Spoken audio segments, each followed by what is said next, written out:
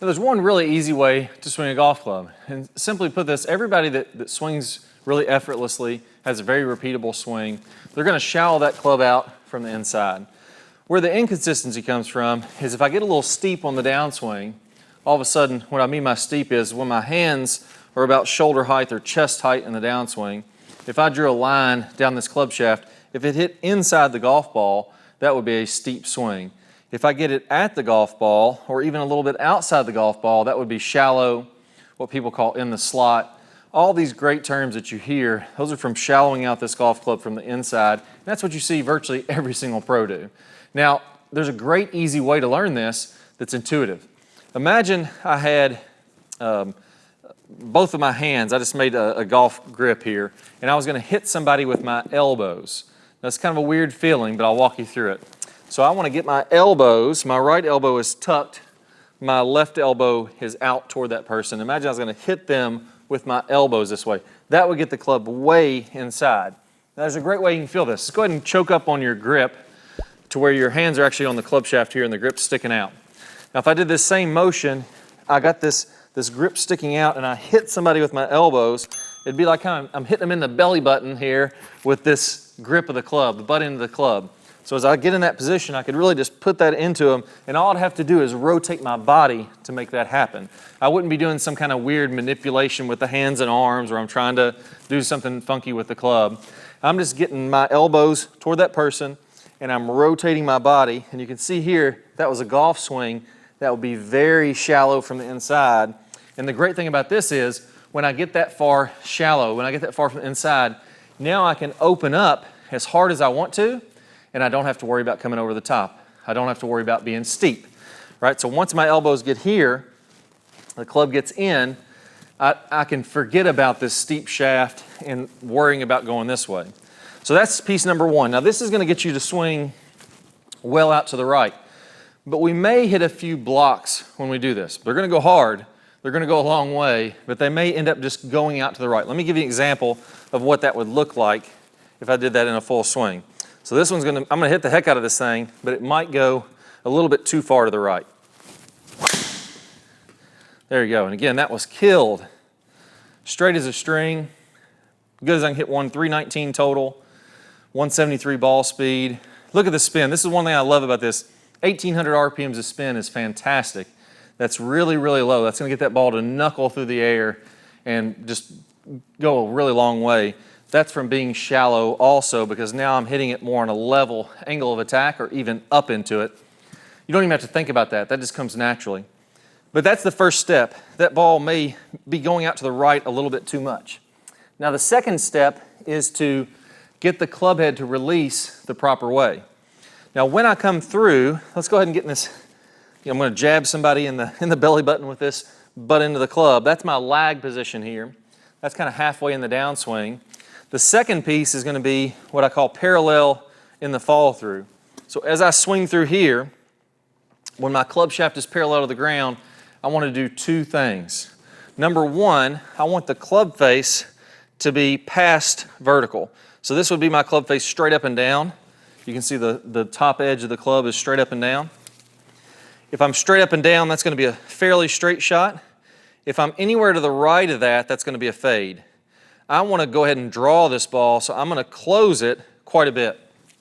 Let's overdo it to start. I get in this elbows in front position, and then from there, I release this club, let's say 45 degrees closed. That's going to be the first piece. Now, as I'm doing that, notice how that club, the shaft, is pointing out to the right. I don't want to do this as I'm coming through and have the shaft to the left. I want to release that out to the right with a closed club face. That's the first piece. Second piece is, I want my right elbow, when I do that, to be lower than my left elbow. So I don't want to roll my body and do this and try to kind of stand up out of my posture to roll that club. And now all of a sudden my right elbow is higher than my left elbow as I'm coming through. So that would be this, and then I kind of lose it and I stand up out of my posture. I don't want to do that. I want to go ahead and release this club, keeping my right arm under my left arm. It feels a little bit unnatural when people do this at first until they see how far they hit those draws. This is a very powerful position. Then you just release it on out there, and that ball is going to draw every single time. So let's go ahead and give it a whirl. I'm going to go ahead and try to get that good release we just went over with that lag shallow position we went over in the beginning of the video. We're going to pair both of these up. There we go, hit that one great. And I even overdid it there a little bit, talking about releasing that face a little too much and got a big draw. Totally fine. That's exactly what I want you to do at first. Then once you get those draws going, just back up off of it a little bit. Instead of closing the face, say 30, 45 degrees, we get it more toward that vertical straight shot like I was talking about there. Now, there's a right way and a wrong way to do this. A lot of people try to do this by rolling their forearms over each other this way. That would mess everything up. You see, if I got in that position and I rolled my forearms, all of a sudden my right arm is well above my left. I have to do something different with my wrist to be able to solve that. So what the pros are doing is they're moving their wrist in a certain way that allows them to square that face up and roll it without having to get that right arm over it. So we talked about the elbows. What makes it even easier than that is understand what the pros are doing with their wrist angles to make that happen.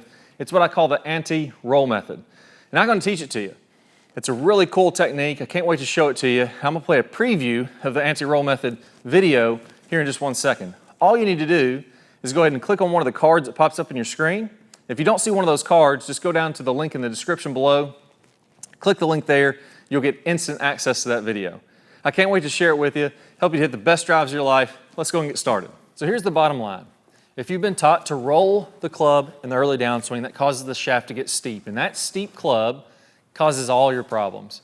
Causes you to hit it way behind the big hitters and way inconsistent with your quality of strike. So you're in the tall grass and the trees and the hazards all day long. Now the great news is this. There's really only 2 pieces that you need to know to fix all these problems. The first one is we need to learn the proper way to square up the club face. Instead of rolling the forearms and getting steep, there's another way that the pros do this.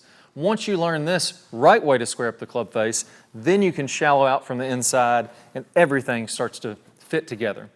Now I'm going to teach you this right now in what I call the anti-roll method.